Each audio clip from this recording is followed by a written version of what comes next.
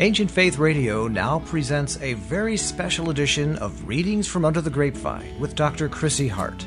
Through special permission of C.S. Lewis, Pte. Limited, Chrissi is reading The Chronicles of Narnia by C.S. Lewis.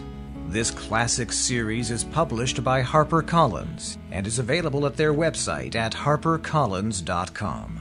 Dr. Chrissi Hart is the author of Under the Grapevine and The Hermit, the Icon, and the Emperor, published by Conciliar Press. She's a licensed psychologist from England and now lives in York, Pennsylvania. We hope you'll be listening each week as Chrissi brings you another section from this classic series. The current book Chrissi is reading is The Lion, the Witch, and the Wardrobe. Here's Chrissi Hart. The Chronicles of Narnia by C.S. Lewis, The Lion, the Witch, and the Wardrobe, published by Harper Trophy, a division of HarperCollins Publishers, reproduced with permission from the C.S. Lewis, Pte. Limited. Chapter 1. Lucy Looks into a Wardrobe. Once there were 4 children whose names were Peter, Susan, Edmund, and Lucy. This story is about something that happened to them when they were sent away from London during the war because of the air raids. They were sent to the house of an old professor who lived in the heart of the country, 10 miles from the nearest railway station and 2 miles from the nearest post office. He had no wife, and he lived in a very large house with a housekeeper called Mrs. MacCready and 3 servants. Their names were Ivy, Margaret, and Betty, but they do not come into the story much. He himself was a very old man with shaggy white hair, which grew over most of his face as well as on his head, and they liked him almost at once. But on the first evening, when he came out to meet them at the front door, he was so odd-looking that Lucy, who was the youngest, was a little afraid of him. And Edmund, who was the next youngest, wanted to laugh, and had to keep on pretending he was blowing his nose to hide it. As soon as they had said good-night to the professor, and gone upstairs on the first night, the boys came into the girls' room, and they all talked it over. "We've fallen on our feet, and no mistake," said Peter. "This is going to be perfectly splendid. That old chap will let us do anything we like." "I think he's an old dear," said Susan.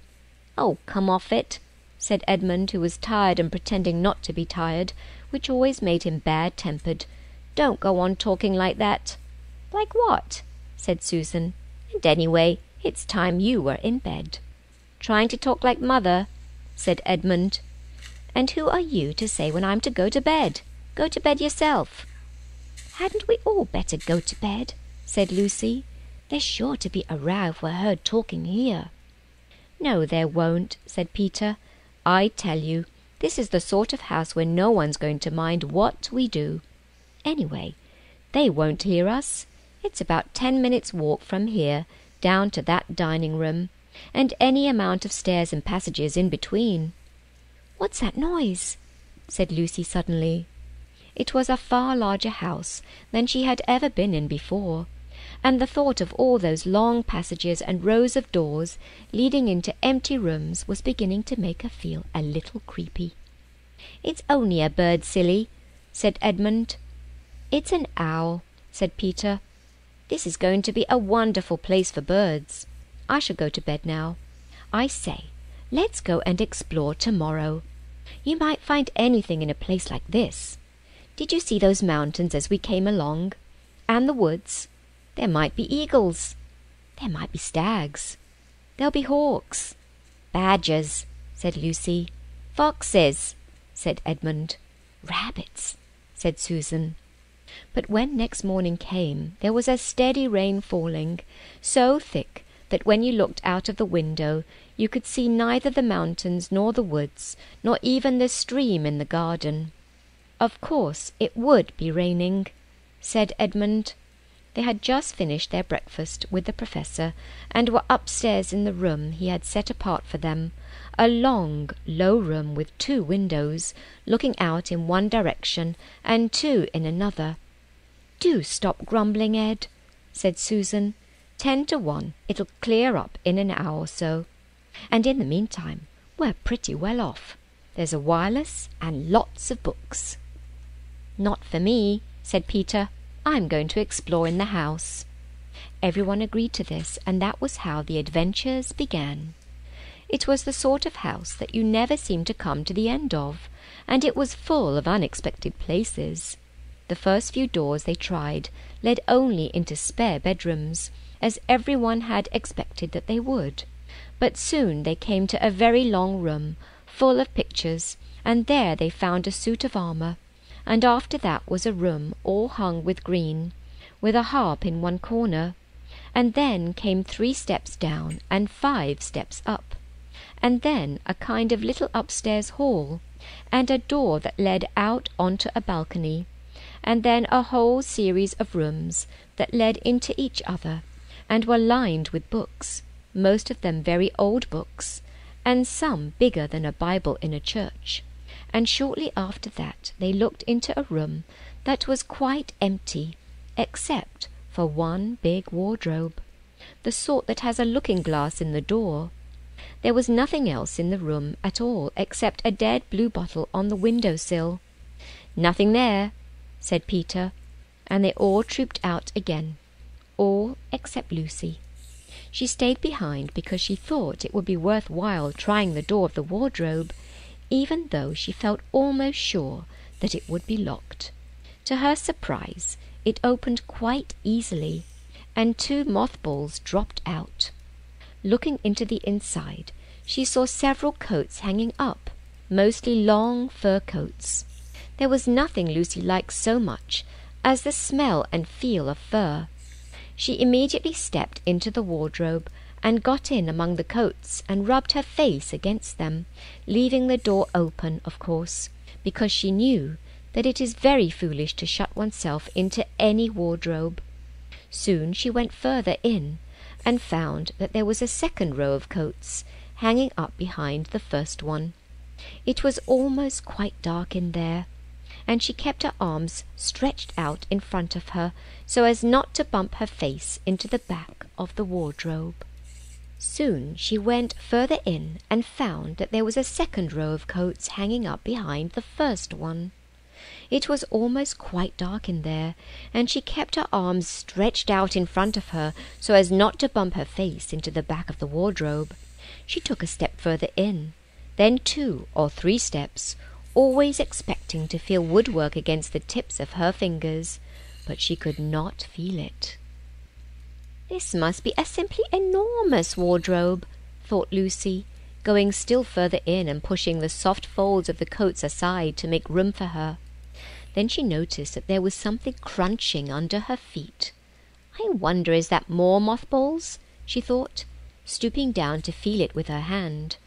But instead of feeling the hard, smooth wood of the floor of the wardrobe, she felt something soft and powdery and extremely cold. "This is very queer," she said, and went on a step or 2 further. Next moment she found that what was rubbing against her face and hands was no longer soft fur, but something hard and rough and even prickly. "Why, it is just like branches of trees!" exclaimed Lucy. And then she saw that there was a light ahead of her, not a few inches away, where the back of the wardrobe ought to have been, but a long way off. Something cold and soft was falling on her. A moment later she found that she was standing in the middle of a wood at night time, with snow under her feet and snowflakes falling through the air. Lucy felt a little frightened, but she felt very inquisitive and excited as well. She looked back over her shoulder, and there, between the dark tree trunks, she could still see the open doorway of the wardrobe, and even catch a glimpse of the empty room from which she had set out. She had, of course, left the door open, for she knew that it is a very silly thing to shut oneself into a wardrobe. It seemed to be still daylight there. "I can always get back if anything goes wrong," thought Lucy.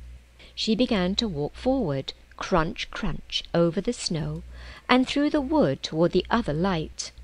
In about 10 minutes she reached it, and found it was a lamppost. As she stood looking at it, wondering why there was a lamppost in the middle of a wood, and wondering what to do next, she heard a pitter-patter of feet coming toward her. And soon after that, a very strange person stepped out from among the trees into the light of the lamppost. He was only a little taller than Lucy herself, and he carried over his head an umbrella, white with snow. From the waist upward he was like a man, but his legs were shaped like a goat's. The hair on them was glossy black, and instead of feet he had goat's hoofs. He also had a tail, but Lucy did not notice this at first, because it was neatly caught up over the arm that held the umbrella, so as to keep it from trailing in the snow. He had a red woolen muffler round his neck, and his skin was rather reddish too. He had a strange but pleasant little face, with a short pointed beard and curly hair, and out of the hair there stuck 2 horns, one on each side of his forehead. One of his hands, as I have said, held the umbrella. In the other arm he carried several brown paper parcels. What with the parcels and the snow, it looked just as if he had been doing his Christmas shopping. He was a faun. And when he saw Lucy, he gave such a start of surprise that he dropped all his parcels. "Goodness gracious me!" exclaimed the faun. Chapter 2. What Lucy Found There. "Good evening," said Lucy, but the faun was so busy picking up its parcels that at first it did not reply. When it had finished, it made her a little bow. "Good evening, good evening," said the faun. "Excuse me, I don't want to be inquisitive, but should I be right in thinking that you are a daughter of Eve?" "My name's Lucy," said she, not quite understanding him. "But you are, forgive me, you are what they call a girl?" asked the faun. "Of course I'm a girl," said Lucy. "You are in fact human?" "Of course I'm human," said Lucy, still a little puzzled. To be sure, said the faun. "How stupid of me! But I've never seen a son of Adam or a daughter of Eve before. I am delighted."